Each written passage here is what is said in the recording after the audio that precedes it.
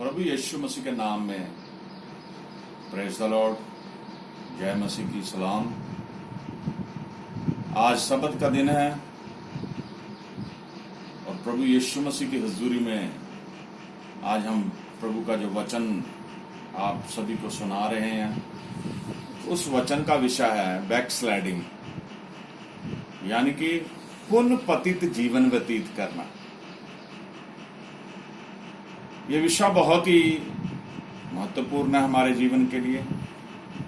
और जो बाइबल में ये लिखा गया है कि पुनः दोबारा पतित जीवन व्यतीत करना, यानी कि पहले यीशु मसीह के पीछे बड़ी ईमानदारी से चलना, यीशु मसीह के अंग संग चलना, और फिर थोड़े समय के बाद बदल जाना, यीशु मसीह को छोड़ देना। बहुत सारे बहन भाई इस कार्य को ये सोचते हैं कि ये तुरंत इंसान बैकस्लाइड हो जाता है, लेकिन वचन हमें बताता है कि ये प्रक्रिया जो है, बैकस्लाइड होने का जो तरीका इंसान का, वो धीरे धीरे बैकस्लाइड होता है। एकदम से कोई भी बैकस्लाइड नहीं होता।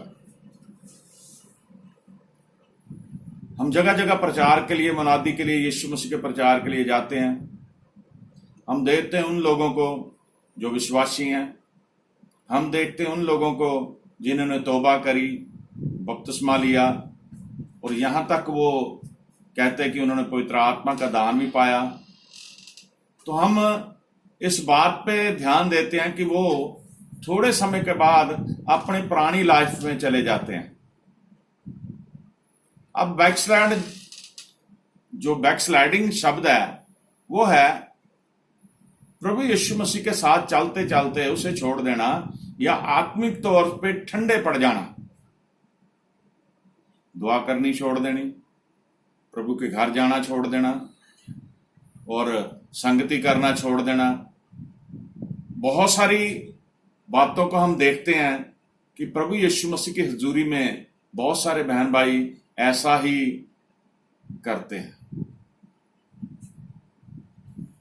दुख होता उस समय जब इंसान यीशु मसीह को छोड़ देता है।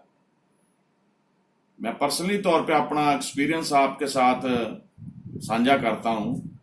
बहुत सारे ऐसे हमारी कलीसिया में भी हमें ऐसे लोग समाज में मिले जो यीशु मसीह के पास आए, चंगाई पाई, प्रभु के साथ जब चलते थे वचन भी सुनते थे, और प्रभु के साथ भजन बंदगी भी करते थे, और प्रभु की हुजूरी में हर इतवार को हाजिरी भी भरते थे, संगति भी करते थे। लेकिन थोड़े समय के बाद उन्होंने प्रभु यीशु मसीह को छोड़ दिया। जैसे बाइबल में 100 भेड़ों की कहानी है कि अगर उनमें से एक भी खो जाए तो परमेश्वर उन्हें कैसे ढूंढता है। वो उन लोगों के ऊपर लागू होती है जिन्होंने प्रभु यीशु मसीह को छोड़ दिया। यीशु मसीह किसी को नहीं छोड़ता। यीशु मसीह नहीं चाहता कोई उसे छोड़ के जाए। और यीशु मसीह सभी से प्यार करता है, और यीशु मसीह प्यार जब करता है तो यीशु मसीह की मोहब्बत यह है कि सभी उसके रास्ते पे, उसके मार्ग पे चले। अब वचन क्या बताता है, हम पढ़ेंगे पहला करंथियों उसका 10 अध्याय उसकी 12 आयत को पढ़ेंगे। इसलिए जो ये समझता है कि मैं विश्वास में स्थिर हूँ, वे सावधान रहे कि कहीं गिर ना पड़े। इसलिए यदि याद रखिए, इसलिए जो समझता है कि मैं स्थिर हूं वह चौकस रहे, कहीं गिर ना पड़े। आमीन। बहुत ज्यादा ऐसे विश्वासी, ऐसे व्यक्ति होते हैं जिन्हें हम देखते हैं जो आज एक मजबूत मसीही हैं, परंतु बाद में वो बैकस्लाइडिंग वाली स्थिति में आ जाते हैं, जो पतित जीवन में चले जाते हैं। अब प्रभु का ये वचन बताता है कि जो भी इंसान, खास तौर पे मसीही, ये समझता है कि वो स्थिर है, वो यीशु मसीह के साथ चल रहा है, उसकी आज्ञाओं को पूरा कर रहा है, और जो उसने हुक्म दिए उन्हें मान रहा है, लेकिन वचन कहता है, पौलुस ये कहता है, वो चौकस रहे कहीं गिर ना जाए। ऐसे लोग ही पहले गिरते हैं जो बड़े विश्वास के द्वारा ये दम भरते हैं कि वो यीशु मसीह के साथ है। चौकस रहना है। इसलिए प्रभु यीशु मसीह ने कहा था, जागते रहो, प्रार्थना में लगे, जागते रहो, चौकस रहो, प्रार्थना में लगे रहो, क्योंकि तुम्हारा विरोधी शैतान गर्जने वाले सिंह की नाई तुझे फाड़ने के लिए तैयार बैठा।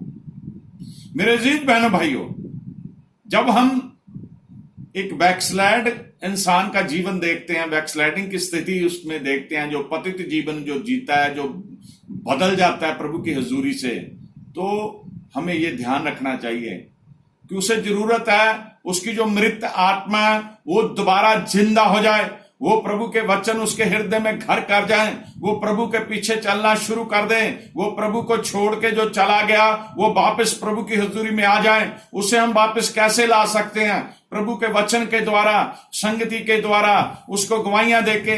जो बैकस्लाइड होता है उसकी पहली निशानी यही होती है, वो संगति करना छोड़ देता है, वो गवाहियां देनियां बंद कर देता है। जीवन में हर इंसान के कोई ना कोई चमत्कार प्रभु यीशु मसीह के नाम में हमेशा होता है, और जो चमत्कार होते हैं वही साक्षी होती है, वही गवाही होती है, जिसे हमने लोगों में बांटना है, ताकि वो लोग यीशु मसीह के नाम में जो चमत्कार हुए हैं, जो साक्षियां, जो गवाहियां हुई हैं, उन गवाहियों को सुन के उनका जीवन बदल जाए, वो यीशु मसीह की हजूरी में आ जाए।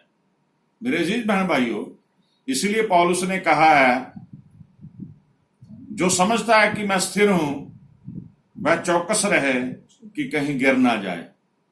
जब वो ये समझता है कि वो स्थिर है, उसे कोई भी चीज पीछे नहीं कर सकती यीशु मसीह से, वो इस बात में चौकस रहे कि कहीं वो गिर ना जाए। आमीन। नीति वचन उसका 16 अध्याय उसकी 18 आयत में हम पढ़ेंगे। विनाश से पहले गर्व और ठोकर, विनाश से पहले, जब इंसान का विनाश होता है ना, खात्मा होने होता है, विनाश से पहले उसे कमांड आ जाता है, गर्व आ जाता है। और ठोकर खाने से पहले घमंड आता है। ठोकर खाने से पहले घमंड आता है। आमीन। विनाश से पहले इंसान को गर्व हो जाता है। हमने बहुत सारे लोगों के ऐसी बातें देखी, उनके जीवन को देखा है। वो ठोकर खाने से पहले घमंड होता है।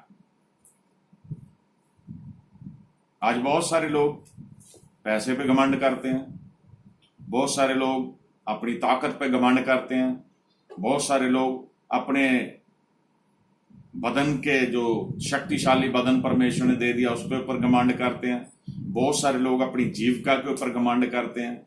लेकिन जो ये बात है कि विनाश से पहले, विनाश होता है किसी बात का खात्मा हो जाना, इंसान फूल जाता है, वो ये सोचता है कि मेरे जैसा कोई है ही नहीं, और ठोकर खाने से पहले घमंड आता है। आमीन। घमंड भरी आंखें परमेश्वर को पसंद नहीं है।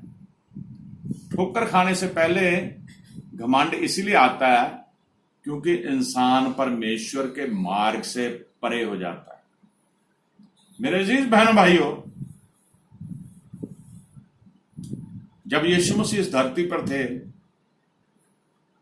बहुत सारे लोगों ने, फकीर फरीसियों ने उसे आजमाया, और एक बार तो फकीर फरीसियों ने यह कहा कि हमें स्वर्ग का कोई चिन्ह दिखाइए। तो यीशु मसीह ने कहा, जब आसमान लाल होता है शाम को, तो आप ये कहते हो कि मौसम ठीक रहेगा, और सुबह जब उसमें कोई बदलाव दिखता तो आप कहते ये होगा। जब चिन्ह देख के तुम आसमान के उस एटमॉस्फेयर को, उस वातावरण को अंकित कर देते हो, ये कह देते हो ऐसा होगा, फिर तुम ऐसे लोग हो कि तुम्हें स्वर्ग के भेदों को क्या जरूरत है? कौन तुझे स्वर्ग के भेदों को आपको बताए? मेरे जी बहनों भाइयों, बहुत सारे लोग क्या करते हैं, घमंड से भर जाते हैं। वो ये सोचते हैं, आज मैंने इस विषय पे बात करते हुए आपसे साझा करना है कई लोग ये समझते हैं कि हमें प्रभु का वचन आता और किसी को आता ही नहीं। कई लोग जब वचन का प्रचार किया जाता है ये कह देते हैं इसको तो वचन सुनाने नहीं आता, ये तो वचन ऐसे है, ये ऐसे है। दुनियावी बातें हम इसमें मिक्स नहीं कर सकते। पवित्र शास्त्र बाइबल के वचनों में हम दुनियावी उदाहरणें दे दे के इसे भर नहीं सकते। मेरे अजीज बहनों भाइयों, हमने उदाहरण देनी है बाइबल में से, हमने उदाहरण देनी है यीशु मसीह के जीवन में से। हमने जो कुछ शिक्षा पाई है वो पवित्र शास्त्र बाइबल के जरिए पाई है। हमने जो कुछ भी पाया है यीशु मसीह के नाम में पाया है और यीशु मसीह के नाम में ही हमने बांटना है।